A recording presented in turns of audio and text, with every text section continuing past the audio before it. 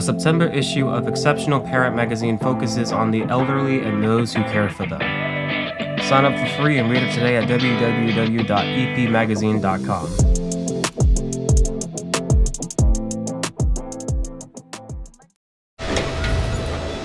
Hi, baby. I'm back. You see, I am the replacer. I replace you so you can play Call of Duty Black Ops 6. Really good. Where's Dad? I'm your daddy now. Oh. Hello, Daddy. I like that. Mittens is stuck again. Mittens, you did this to yourself. Sir, can you please just unlock the doors? Just give me 5 stars. Now get the hell out of my car. Tacos, anyone? Blessings and gifts for all. Your Holiness! You kiss your own baby, lady. Bim, bim, bim, bim, bim, bim, bless. Call of Duty Black Ops is back. Oscar Mike Radio is a proud podcast partner of Reach Across America Radio, heard every Thursday at 11 a.m. and Sunday at 8 a.m. Eastern. They're also big supporters of the nonprofit I Got Your Six, 2 Lives at Once. And with every wreath you sponsor through Oscar Mike Radio, $5 goes back to this great organization dedicated to making a difference in the lives of veterans, law enforcement, firefighters, and first responders battling PTSD. 2 Lives at Once pairs these brave men and women together with dogs rescued from kill shelters. In this way, 2 lives are saved at the same time by saving each other. Donate now. Go to reachacrossamerica.org/Oscar Mike Radio to help. That's reachacrossamerica.org/Oscar Mike Radio.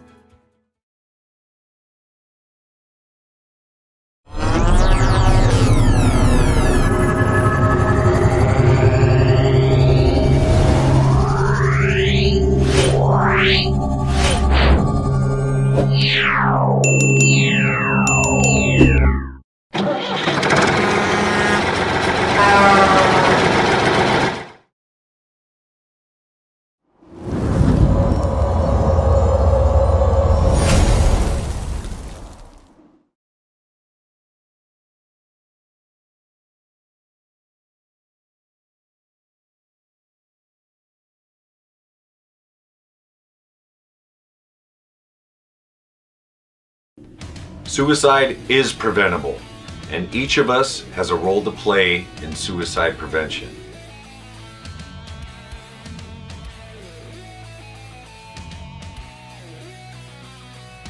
Suicide is complex. There is no single cause. And it's not always a mental health issue. It could be loss of a job or home, financial or relationship issues, pain, or leaving the military. Suicide does not discriminate. It affects all ages, races, and genders, veterans or not.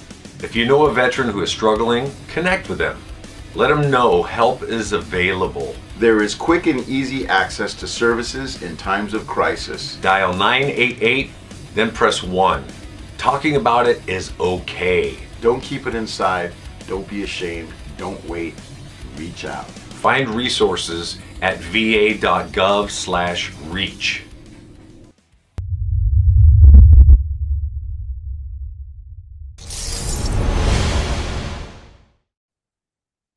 Hello and welcome again to Oscar Mike Radio. My name is Travis, Marine Corps veteran and your host.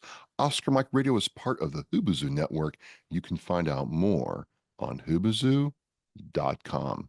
I want to thank my sponsors, Joyce Asek of Asek Real Estate, Army National Guard veteran Mark Holmes of Reapers Detailing and Power Washing, and my supporters, Cason Shaving Company, thank you, Travis Arnold, and Exceptional Parent Magazine, Faye Simon, Editor-in-Chief, thank you for believing in me.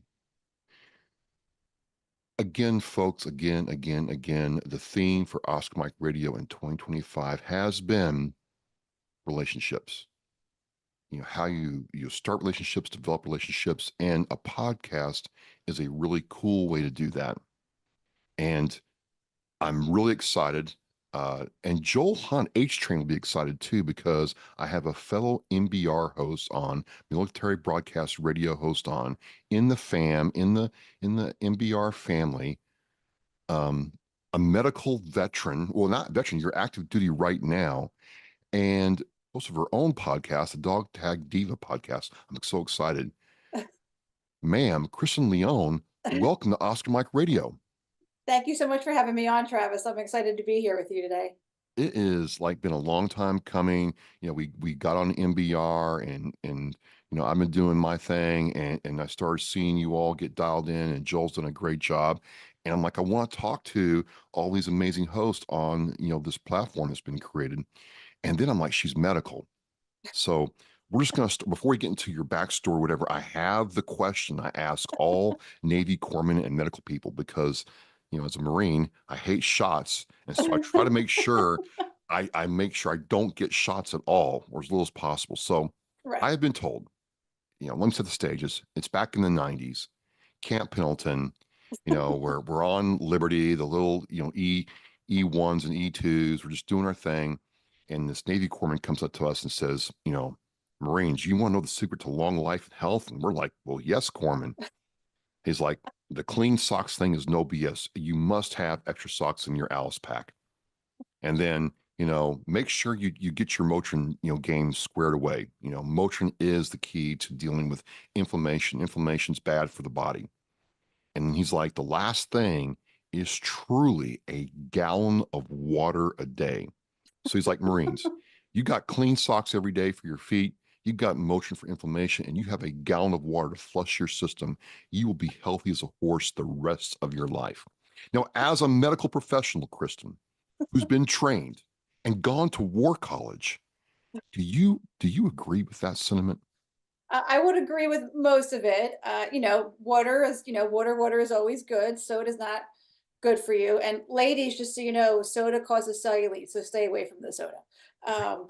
And yes, clean socks, keeping your feet clean, taking care of your feet. As someone who did a medical, like an obstacle course, stretcher litter in like chest deep water and wound up with athlete's foot, yes, clean socks are a must as well. Motrin's not bad, just don't overdo it on the Motrin. Ah, okay. I can, because I'm trying to avoid shots, Kristin, because that is just a bad time for me. I don't understand it, but I hate them with every. So if I got to drink a gallon of water a day to avoid shots, I'm going to do it. Well, there's certain things that our body just needs, you know, especially as we're aging. You know, I'm almost 50, you know, I'm in that, you know, I maybe need to be thinking about the pneumococcal vaccine and the shingles vaccine. So there's certain vaccines that we need to think about. There are definitely techniques that other people can do that administer the shot, so it's less painful. And I teach that to my students, but some things we just can't avoid. Well, back in the day, there's no tenderness there. It was the freaking gun and bam, bam, bam. Yeah, we don't have I have not seen the gun ever anymore, but there's definitely techniques that you can do so it's not like jamming into your arm and scaring the bejesus out of you. All right. All right. So you're growing up, you're going through life, and you decide to join the United States Navy. How did that come to be, Kristin? That's an interesting question. That's a great question. So I actually have my grandfather served on the USS Stockton in the Navy in World War II. And then I have two uncles. One was in the Air Force and one was in the Army during World War II. So my uncle was Air Force, and then he was Air National Guard. So the family history was there. I graduated college with my nursing degree and worked for probably about 10 or 12 years before I decided I was bored and I needed more in my life and I wanted to serve my country. I wanted to carry on the family tradition of serving, and the idea of being the first woman in my family to serve really appealed to me. And I, talked to a recruiter. Actually, I talked to a couple of different recruiters. I talked to Navy and Army recruiters. And the Navy seemed to fit me best. And I started the process. And I believe it took 6 or 7 months from start to finish before I was officially sworn in to the Navy as a lieutenant junior grade, because I came in with a degree and experience. So 2010, by that point, I had been a nurse about 12 years at that point when I joined the service. So, and I was 35. So I was, it was a late bloomer, but it just took me a bit to get there. But I have no regrets. So what's it like? I mean, because we had a guy in Hawk School who was like, you know, in his 30s, and it was not a fun ride for him, ma'am. It was Kristen. It was not a fun ride for him. And part of the thing is we're all like, 19, 20, 21, acting like young dudes, and he had to put up with that. How was it like being like the den mother big sister in that time of your life? It wasn't that bad Yeah. because the good thing about being in the reserves, and at the time, officer school was only 2 weeks. So we went up to Newport, Rhode Island for 2 weeks to do our training. And we were all of varied backgrounds. A lot of us were coming into the service for the first time. Some of us were transitioning from active to reserve, but most of us were coming into the service for the first time. And we were officers. So a lot of us came with degrees and a level of maturity that we didn't have to deal with. But again, I'm 30, I was 35 at the time, and we were getting up at 04:30 every morning because we PT'd every morning, and it was dark. And October in Newport, Rhode Island is chilly, as I'm sure you're aware, being up in Massachusetts. So it was a little cold.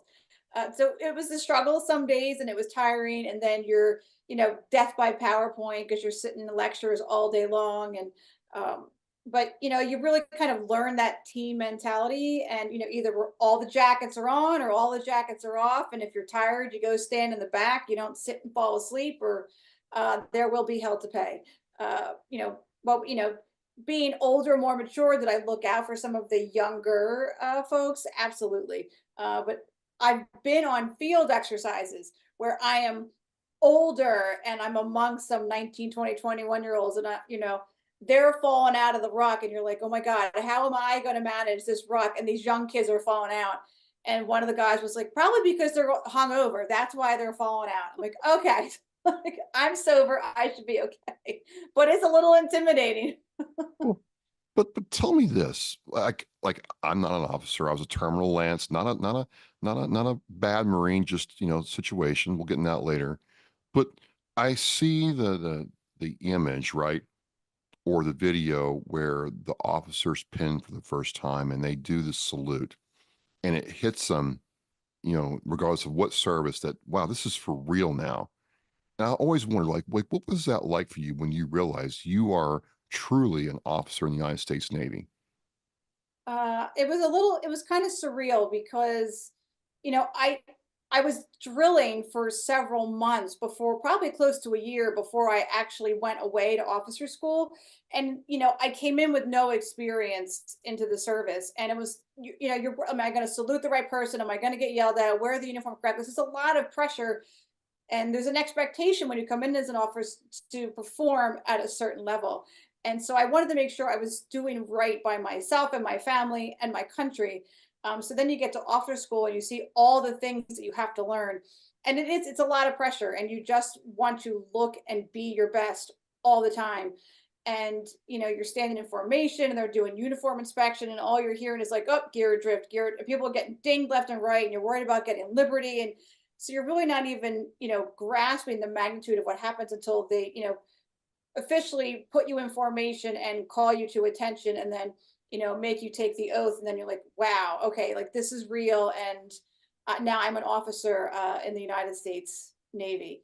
And you're amongst your class members, and we've spent 2 weeks together, and really kind of a neat moment. Just wishing that it had been more of a bigger celebration. I think active duty side, they have a big celebration.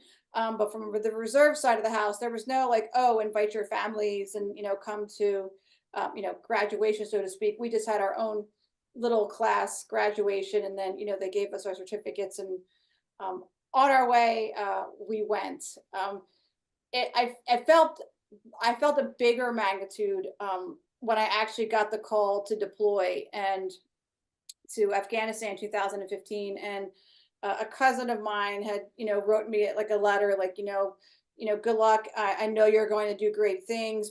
Be ready to take your place in history as a woman serving your country and, as an officer. And I was like, that's one of the moment that really kind of hit me that, wow, okay. Now it's really, things are, the shit is real now, so to speak. Well, you're a reservist, one, you're a woman, two, and you're working full time as a nurse. What was that like trying to go, well, you've done it, but you're going from, hey, I'm a nurse at a hospital to, oh, I gotta do, be a military person. And, reservists get laughed at sometimes, but the way I see it is you wear the same uniform we do. You got to perform at the same level. What's it like making that switch like that? Because the weekend comes and you've got to be ready to go. Yeah, so the weekend comes and and right now I live in Clearwater, Florida, and I drill out of Orlando. I'm actually the officer in charge of the medical unit out of Orlando. And I get up at 4:30 in the morning and I drive an hour and a half to Orlando and I, drill all weekend and then I drive 2 hours home with the traffic. And I enjoy my drill weekends because I like my unit. I have a good group of people, and I enjoy mentoring and leading my junior officers and my enlisted folks, and assisting the physicians and the NRC. And we've got good leadership at the NRC where I am, and I try to emulate Admiral Gilday, who is now retired. Started an initiative a couple years ago called Get Real, Get Better, and basically he tasked all of us who serve in the Navy to take a look at ourselves and say, periodically check in with ourselves and our units. What can I be doing better? How can I improve? Because none of us are perfect. And I really try to embrace that. And then you go away for your 2 weeks and you're on active duty for 2 weeks, and then you come back to the civilian side. So I find it easy to prep going, and I find it hard to reacclimate when I come home, because active duty, when you're on drill weekends or when you're doing your active duty, time, it's, there's this chain of command that just happens, that doesn't happen in civilian side. There's kind of an understanding in terms of tasks and jobs and things that are going to get done that you just don't get in the civilian side. So I don't have a problem going to drill or going to do my 2 weeks. My struggle comes for sure when I come home from my 2 weeks and I'm like, ugh, now I got to go back to the civilian world. Well, I can kind of commiserate a little bit. I'm the black sheep of the family. I did not go into the medical professions, but I have a lot of family members who have, and it can be a challenging world to get your colleagues to march in the same direction, so to speak. Yeah, when we were at officer school, I had never marched in formation. I mean, I had done sports my whole life, so I was always used to being part of a team and wearing things a certain way and being, a part of the group and toeing the line. And, so that wasn't the hard part. It was just, blending all of our backgrounds and, this is how it's got to be now, because it's literally, life or death when it comes to, if you're called to serve in a, forward deployed situation, especially from a medical perspective. So I had a basic foundation. I had been a nurse for 12 years before I joined the service, and I had a lot of training. And then I joined the military and I got even more training. So I definitely have skills that civilian nurses don't have, which I love and I relish in. But, it's a little bit daunting too, because, there's an expectation level of, we have to be able to perform this at this level and keep up our training. So it's just a lot to undertake, being working full time as a civilian, then you're a drilling reservist and maintaining all the credentials that you have to maintain. And, oh, by the way, do your mandatory GMTs and, and especially now that I'm an officer in charge, it's making sure everybody is squared away and, managing administrative tasks and things. So it's not really just, 1 weekend a month. Initially, when you join, yes, it's 1 weekend a month, but the higher in rank you go, the more responsibility you take on and the more things that you're handling and juggling. So you have to find the balance. Well, speaking of balance, I mean, there is that challenge just in normal life. And, you've gone over to Afghanistan and served there. What was that like? It was interesting. Yeah. It wasn't, I mean, I was terrified before I went, and part of that came from, a friend of mine that I trained with, because I studied Taekwondo for many, many years. And one of the gentlemen that I had trained with, he was a West Point grad, and he had gotten deployed to Afghanistan 5 years before me, and he was killed in an IED attack. And he was a big, strong guy. He was a West Point grad, and he was just amazing. And I was like, okay, if he got killed, what chance do I even stand myself? At, like, I'm 5'3", 130 pounds, and I'm a nurse. Like, what, so I was very concerned about going over.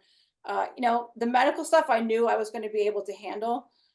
We had a lot of we had combat training before we went over, which generally I liked. I had no problem with being out in the fields and, blowing things up, and, the convoy training and being out on the range. I generally, and kicking indoors, I love that shit. Like, I would do that all day. So getting extra medical training was great. But once you're there, I don't know there's any really way to prepare to go into a forward deployed situation. Yes, you build a foundation, but I don't know if there's really a way to, truly understand, the ramification and the environment that you're going into. I knew it was going to be dusty. I knew it was going to be hot. I was worried about the food, but I knew there was a gym, so I knew there was a good chance I was going to come home in the best shape of my life. Because, when you're forward deployed, there's not a lot to do. I was lucky that we were, I was there at a time when we at least had Wi-Fi, so I could, we had access to Netflix, and, we had, like, WhatsApp and Skype and Facebook video messenger. So we were able to stay connected to our loved ones back home. And we had the USO who had phones. And they also had, like, gaming systems and things at the USO. So there's a way for to stay connected and stay distracted. I did a lot of reading and did a lot of working out when I wasn't at the hospital.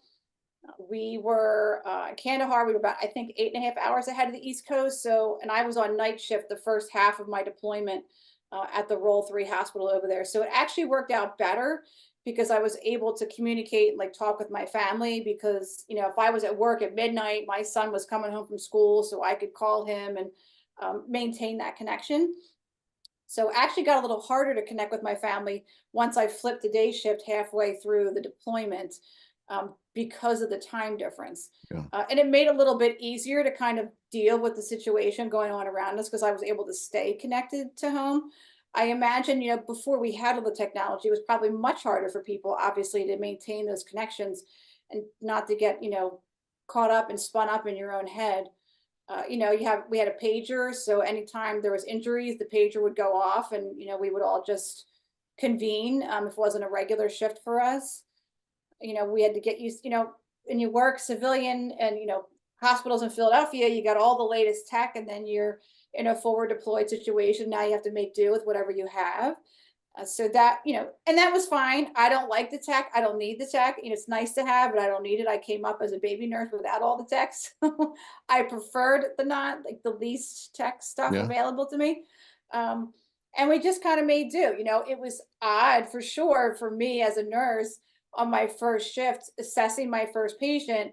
And I was leaning over to listen to my patients, lung sounds and heart sounds in my stethoscope. And I stood up and I was stuck, and I couldn't figure out what I was stuck on. And here it was my sidearm. My gun had gotten stuck in the side rail of the bed. And I'm like, okay, well, here's a new experience I wouldn't have back home. My God.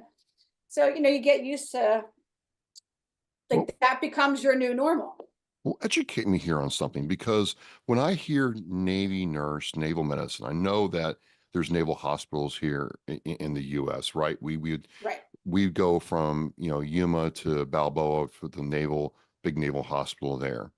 But when I hear Navy, like naval nursing support, I'm thinking you all are on, like, destroyers or battle cruisers or aircraft carriers or hospital ships off the coast of wherever, taking care of people.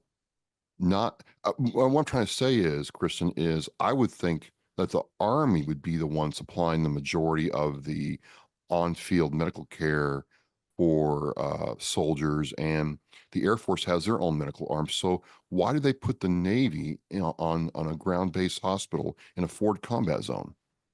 Yeah, that's a great question. So we had nurses kind of all over the place over there, and we were in Afghanistan, just about 20 years. So we were just, we were just part of the cycle.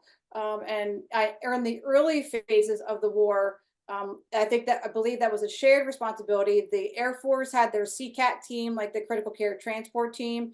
Um, so there was a lot of medicine involved, and nurses generally aren't on the destroyers. That's the corpsmen. So the corpsmen really have to be trained up and well and ready to Wow. go because the nurses aren't there. On the hospital ships, absolutely, yes. When they go out on their missions, the Mercy is on the West Coast and the Comfort is on the East Coast. And the Mercy is getting ready to go out on their next mission soon in the next couple months. But yeah, so generally you're going to see the nurses on the bigger, larger ships.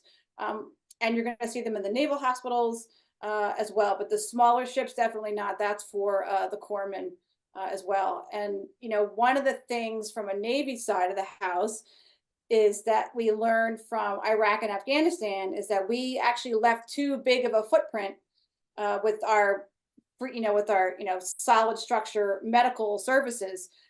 So in Navy medicine has actually come up with a plan and they are actually breaking down the bigger units into smaller units as we prepared for potential war with a near peer adversary.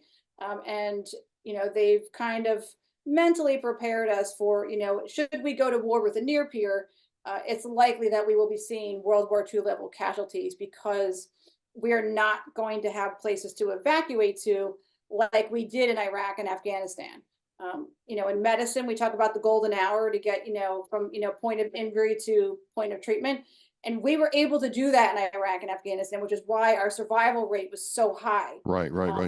If we, near peer adversary, this time around, we're going to be back to, maritime war, and we're definitely going to be seeing higher levels of casualties because of that. But Navy's preparing and making smaller units that are more mobile and can get in and do what they got to do and get out. And we're going to do the best that we can for, what the resources that we have. Well, I think people don't understand. It's not like, hey, I get an owie, I can just come into the ER or CVS, priority Minute care, clinic. minute clinic, and get Yeah. taken care of. Well, I mean, just for me in Yuma, we'd go out in the field. We'd be 2 hours away from the nearest hospital, and so the corpsman became your best friend. Like you needed him to survive if you got hurt. It was just, and so the training was very dialed in. Like they took their job pretty seriously, which was nice to see. You're doing so. You're like in the midst of this. Like usually, I talk to a lot of people who are out of the military. I think you're the second or third person who's actually been serving reserve or active duty. And the last person I talked to was an officer. So this is a trend. This is nice. Well, that is to say that, it's a different kind of military experience, Yeah. And there's different things that you're seeing because you're doing it right now. Right. And you've been in for what, 13, 15 years? 13 years. Yeah. Are you going to be one of those doing your full 30, Kristin? I'm going to do the 20. I don't know that I'll make 30, but I do the 20. Yes. The plan is to do the 20 and, hit the retirement. And, but yeah, it's, I'm getting older and I'm a nurse. So I have a desk job now, but I still pick up shifts once a month because we have to maintain a certain amount of hours per year in order to maintain our credentials. So I'm still clinical. Once a month, I'm doing a 12-hour shift. And, when I go do my 2 weeks of active duty at Balboa Naval Hospital in the ICU, I'm doing 12-hour shifts like everybody else. And, I'm aging. Well, I mean, that's what I was told. You get these people coming in, you got to wrestle with them. You get the doctors not following the protocol. Doctors calling their own audibles with medical care. Is just all I'm going to say. You know what I'm talking about, right? Yes. And then I don't think people realize just how physical it is. Yeah, it's very physical. Being on your feet for 12 hours is long, especially when you're in the intensive care unit like I am, and you're lifting and turning, and you got multiple drips that are trying to keeping a patient alive and managing those drips and titrating per orders, and making sure if the patient's on an epinephrine drip to maintain their heart rate, you have to make sure that you have an extra standing by when it's ready to almost empty, so you can quick change and hopefully the blood pressure doesn't plummet and your patient doesn't go into cardiac arrest in that, 30 seconds it takes you to swap out the empty for a new full one, and managing a ventilator, and, you're managing a care team of, patient comes in with, a trauma, that's one thing, but then we also may need nutrition. We're going to need respiratory. We're going to need, we may need plastic surgery involved with, dealing with their wounds. And so we're kind of like a liaison with the, medical team, depending on how many issues a patient has. So 12 hours is a long time. And Yeah. then, if you're doing 3 shifts a week, which I am not, but I did it up until very recently. Up until 2 years ago, I was still doing, 2, 3, 12-hour shifts a week. And it's a lot physically and mentally, it's a lot. And you're right. Like you said, socially, it's the general public used to have a really lovely perception of nurses. And it seems since the pandemic, that that has changed. The vision of how we're perceived has changed. And the general public has kind of lost their damn minds. Workplace violence is on the rise for sure. And so it's a challenge to, keep your own safety. It's not just, bend with your knees and not with your back. Now it's, depending on the patient, sometimes we're dodging fists and legs, and or family members are getting irate. And, there's plenty of hospitals around the country that have metal detectors when people walk in. Some do, some don't.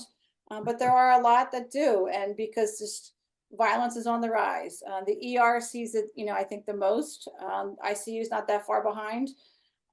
We have a lot of patients with co-occurring, disorders. It's not uncommon for, diabetics and cardiac and respiratory patients to also have, schizophrenia or depression or, bipolar or, something along those lines. So we're dealing with, addicts. God bless the addicts. I wish there was a magic cure, but manipulation of, who's drug seeking. And, I carry Narcan in my purse with me, God forbid I ever come across somebody that needs some Narcan.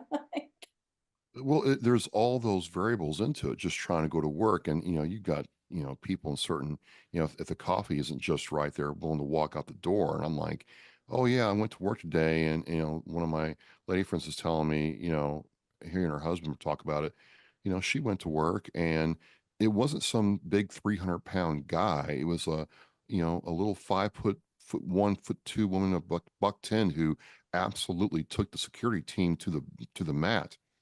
They let their guard down, and some mental incident happened. It was really something else. So you're doing all this, and that's a lot. And then you decide, Kristin, to create a podcast. Yeah. And we're both podcasters, but I'm always interested in, especially for us veterans and active duty people, what prompts you to say, you know what, I'm not doing enough. I want to do this too. I want to do more. Yeah.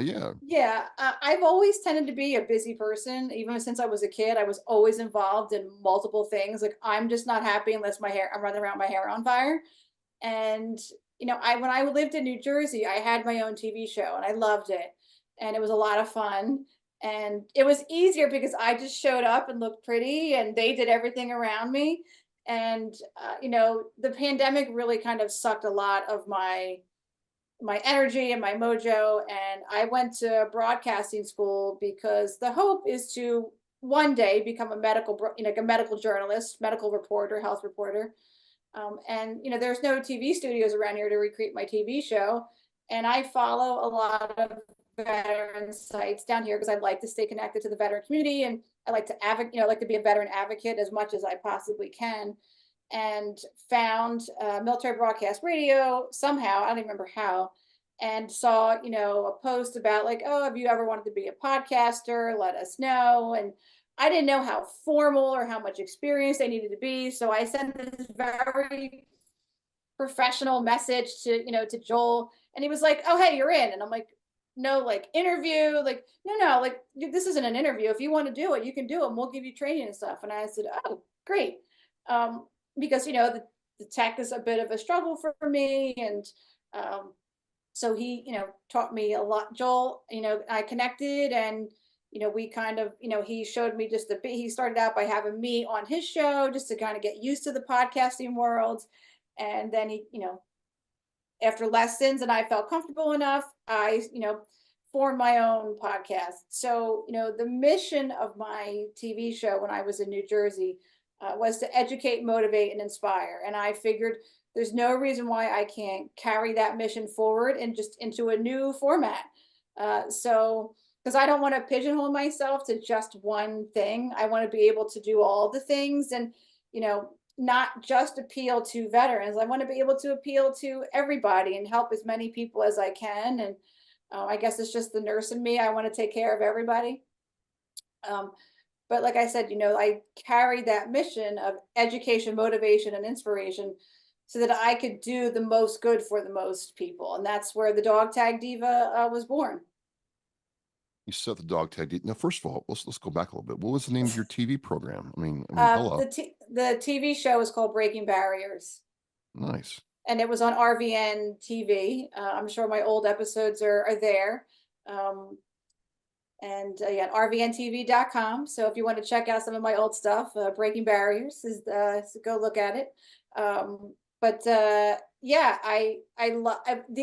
found the TV show by accident because I was advocating for homeless female veterans. That's really kind of my passion.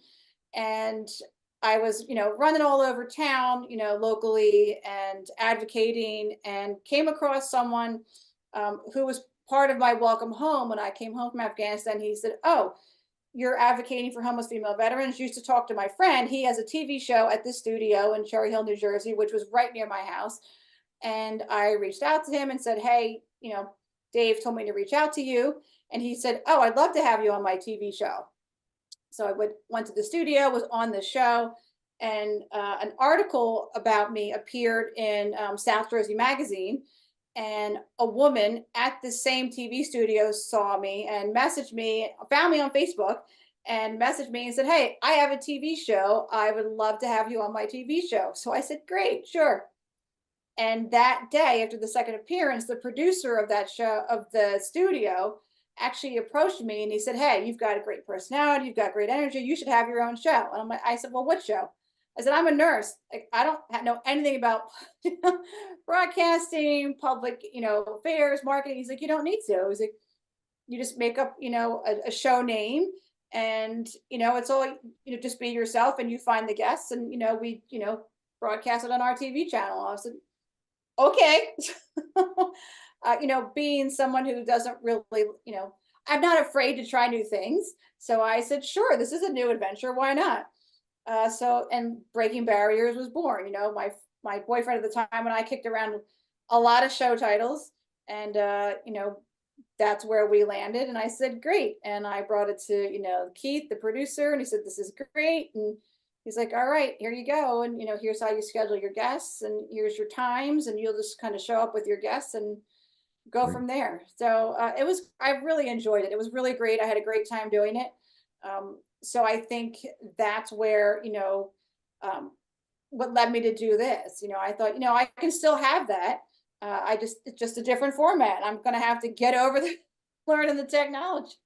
Let's just go back to the purpose, which is, advocating for female homeless veterans. And, I tell every veteran or anybody in general that if your podcast has a purpose, it's probably going to succeed at a much higher rate than if it doesn't. But a lot of people don't understand the scope of female homelessness amongst veterans. Can you kind of go into that for us, please? Yeah, they're actually the fastest rising group of homeless in the country, faster than their male veteran counterparts and faster than their female civilian counterparts. And we do know that 70% of homeless female veterans are single mothers. And not that it's a problem per se, it just creates some logistics. Because if you've got children with you, now we have to be thinking about, okay, they have to be in school, and to be in school, they need certain immunizations to get into school. So we have to create the space. The problem is, not a lot of states are set up for homeless female veterans, because you can't just put a woman veteran in a homeless shelter with men, and you certainly can't put her in a homeless shelter with men if she's got children with her. Right. And a lot of women veterans were going to the VA saying they're homeless and getting sent to places where doors didn't like, or lighting wasn't proper, or it wasn't set up for them and their children. So it really is quite a problem. And this really kind of came my little passion project during the pandemic, and trying to reach out to like my local congressman and local other political officials and things, just trying to get the word out about this is a problem and we need to really address it. I was pleasantly surprised when I moved to Florida and found that they have a lot of resources down here for veterans, particularly homeless veterans, but they have a woman who is dedicated just to women veterans issues down here. And a friend of mine who lives in New Jersey, he's the family program manager for the Air National Guard in New Jersey. And one of the things that he and I were talking about is a lot of states have a lot of resources, and some more than others, obviously, depending on funding and size of your state.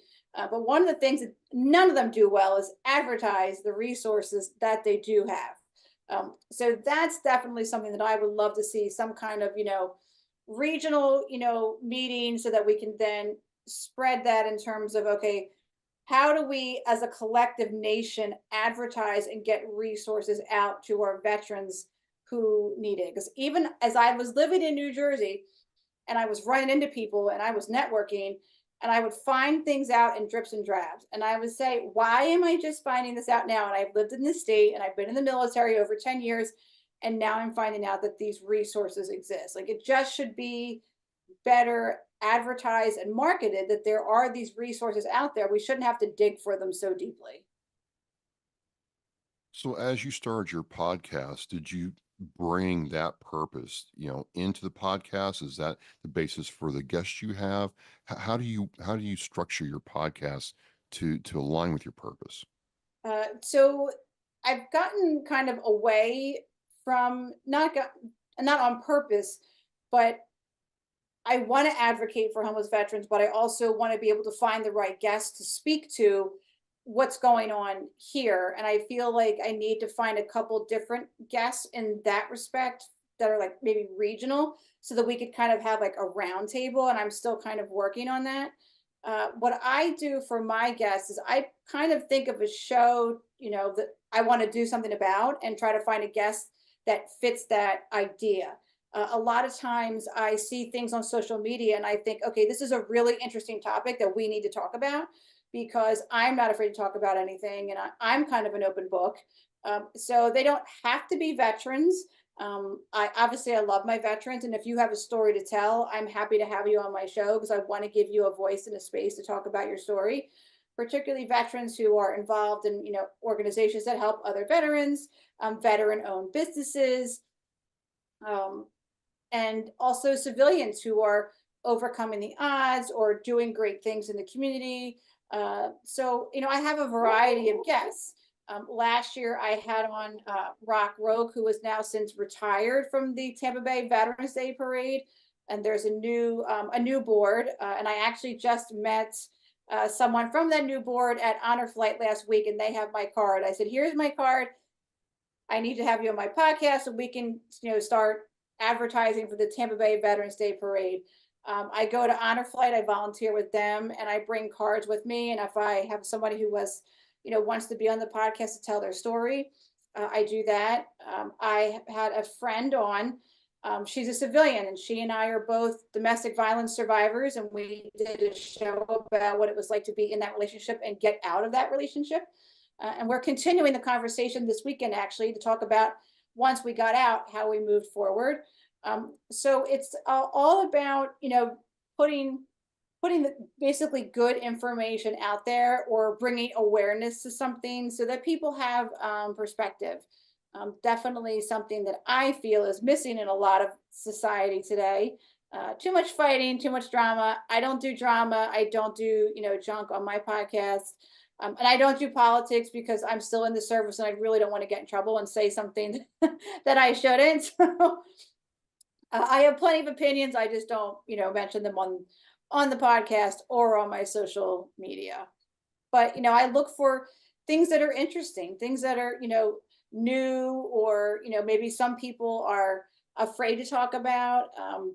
My friend is a retired Army colonel, and we're both on different sides of, like abortion and politics. But he came on the show and we just talked about like just being a good leader and how do you deal with people that, maybe say something that, upsets you, and how we kind of, how can we be better humans and be better Christians. And so, we modeling the behavior basically of what we would like to see in the world going on around us. What's it been like working with MBR? Because it was really cool, Kristen, when Joel got profiled by the VA. I mean, you know as well as I do that when the VA, has you do anything, you've attained a level of excellence, right? And we're all Right. part of that. What was that like seeing him do that? Because he's worked hard behind the scenes a whole lot. Yeah, Joel works really hard to make sure that veterans have a voice. And, that's really something that I think we can't stress enough is that having that space and to say what we need to say so that people understand us, because definitely we go through things that it's hard for us to describe. Maybe we don't want to describe. And Joel served, and Joel had, traumatic brain injury, and he's overcome a lot. And I think he is a testament to, I'm so excited. You hear the dog barking in the No. background? Okay, good.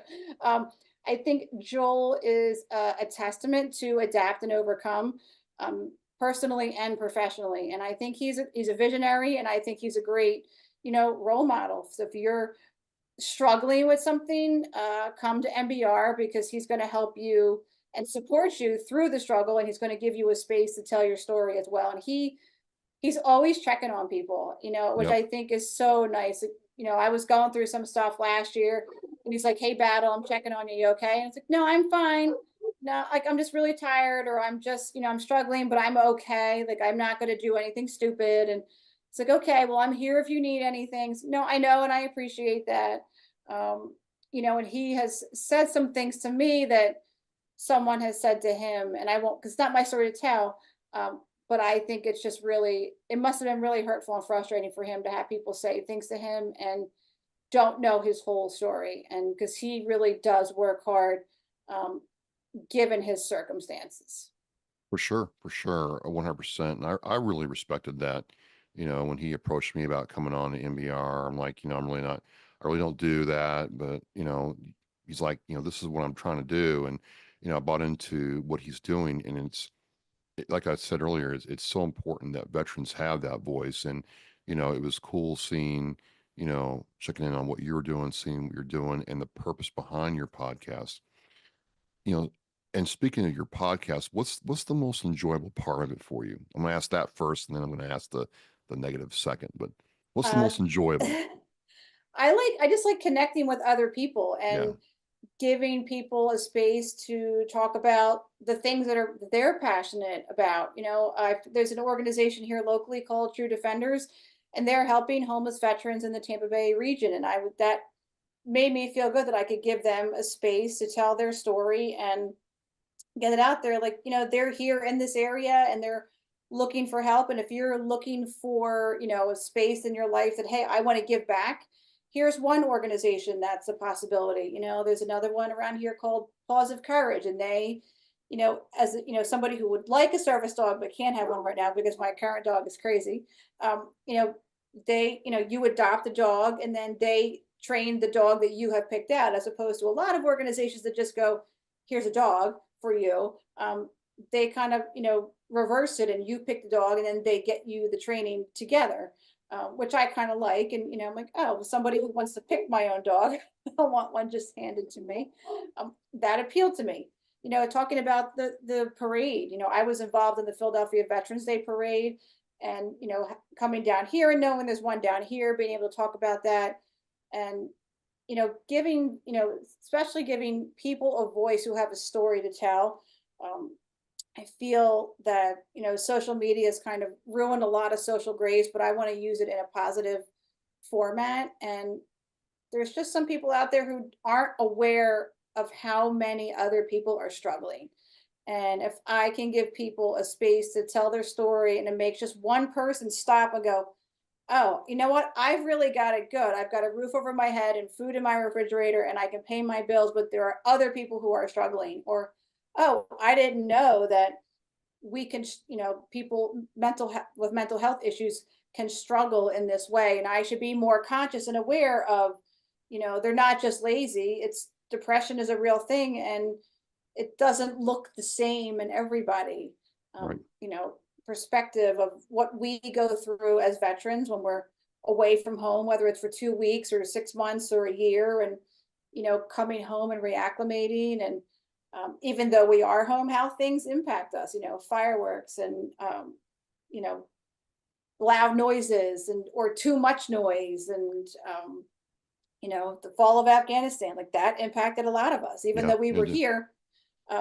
That's something that even I still struggle describing how that made me feel. That was a tough day. That was a tough day. I still I called out a couple of recruiters. I was like, you told us, you're telling me to tell these kids we won't leave you behind, and that's precisely what happened. I mean, it was a tough one for me to get over. What are some of the challenges? I won't say negatives because it's all Yeah. good. What are some of the challenges of podcasting? Because some people just think, oh, well, you just hit record, get on the screen, just talk for an hour. How hard is that? Yeah, so the technology is the challenge, right? Like I said, I love my TV show because I showed up and everybody did everything around me, but now I'm responsible for everything. But if you're not good with technology, you have to remember to like hit go live or hit record and get the timing with the commercials and coming back. And, you know, I'm in Florida and it's rainy season, and the Wi-Fi is pretty good, I have to say. But I was recording a couple months ago, and of course the power went out for literally 10 seconds, and it was while I was recording. I'm like, you have got to be kidding me. And I learned how to edit with Adobe when I was in broadcasting school, and we use StreamYard for our platform with MBR. And I kind of messaged Joel and I said, listen, I was maybe 30 seconds of like nothing. And I don't know, it might take me an hour to fix it for 30 seconds. I don't think it's worth it. And he's like, all right, listen, go into StreamYard and see if you can edit it. If you can, great. But if not, then we won't worry about it. And I said, okay, fine. I'm going to try. And it actually was not as bad as I thought it was going to be. And I was able to cut and edit out that time and blend it so that it was pretty smooth. So I was pretty proud of myself. But I think the technology is a struggle for sure. Managing everything, trying to read comments when you're live isn't necessarily hard, because then I have to do this, on with the glasses, off with the glasses things. I can't read without the glasses.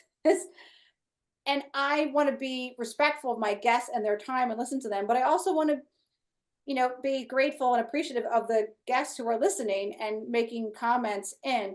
I have had a couple comments on a show that I was like, oh, is that person being truthful or is this somebody trolling? So, you got to be careful. And for me, I love being in front of people. I love talking to people. So this was a challenge for me, just talking to people over the internet. That's why I like my TV show, because people were right in front of me. Right. So I felt a certain level of disconnect being on the internet. But I'm working through it. I'm getting, adjusted, and I've got some better equipment now, thanks to you and Joel, which was, I think, really helpful. And it was not as complicated as I thought it was going to be to set up the receiver and the mics. I was grateful for that. I was terrified at first. And I think beyond that, it's really just finding the guests. And that's really it. Like, I've got a lot of guests in my back pocket that want to be on, but it's, oh, well, the timing, or, oh, I'm, having surgery and I'm going to be out for not available for 6 weeks. But I like connecting with a lot of people on a lot of different things. Like 2 weeks ago, I had on Erin Luz Cotrero from She Should Run. It's an organization that encourages women to run for elected office. So that was a really fun conversation. My girlfriend's coming on next week, and we're going to talk about health and wellness and Arbonne products. So I like having the ability to be flexible and just put good information out there and also have some fun as well. For sure, for sure. That's the thing. As long as it's fun, you're going to be all right. And, again, you have a purpose, you're going to that purpose, and you can be flexible with, it's your sandbox. You make the rules. Right. That's the best part of it. It's the best part of it. So, Kristin, this hour has just like flown by. Would you consider coming back on? Absolutely, yes. All right. So, but to stay on point, I gotta stay focused. How do I connect with your podcast and you and check it out? So you can find me on Facebook, the Dog Tag Diva. I have a Facebook page. I have an Instagram page as well. And you can email me at the Dog Tag Diva at mbradio.us.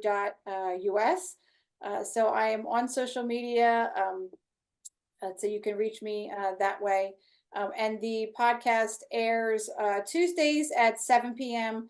on Military Broadcast Radio, MBR Talk, and the Dog Tag Diva Facebook page. Fantastic. Look, I just always enjoy getting to talk to another podcaster. I understand the challenges and the different things. And the cool thing is everybody's different. I don't think there's any right or wrong answer. And so, when I watch you're connecting with your guest and you're getting information out there, I'm like, she's doing it in a different way, but it's still very effective. But I could talk to that same person and get something else out of it. So there's plenty to go around, and I just like what you're doing. And thank you so much for coming on, ma'am. Thank you so much for having me, Travis. I really appreciate it. Well, there you go, folks. Kristin Leon of the Dog Tag Diva podcast. Really interesting, story of how this relationship aspect of her naval career allowed her to do nursing and other things. Military is a great place. So we're going to let her get back to being Oscar Mike. She's like a shark, folks. And Kristin, I'll see you next time. As we say in Oscar Mike Radio, we're mission in flight. Great. Thank you so much. And cut. All right. Remember, on a teacher's mission. We care about it and we do it every day. But I think there are things that just hit you and give you a reason to go on. The theme for our 2024 for Reads Across America is Live with Purpose. It just seemed to fit in with the vows of the REAP, the 10 attributes that we feel represent our United States military. I thought, what a great opportunity to put those two things together and show our kids through how we act some of the things that can make their lives better, their communities better, and by doing that, the country better. For me, Live with Purpose, I think, it's a mindset. Set some guidelines and then go out and purposefully make life different, make a change. It's an opportunity to set an example.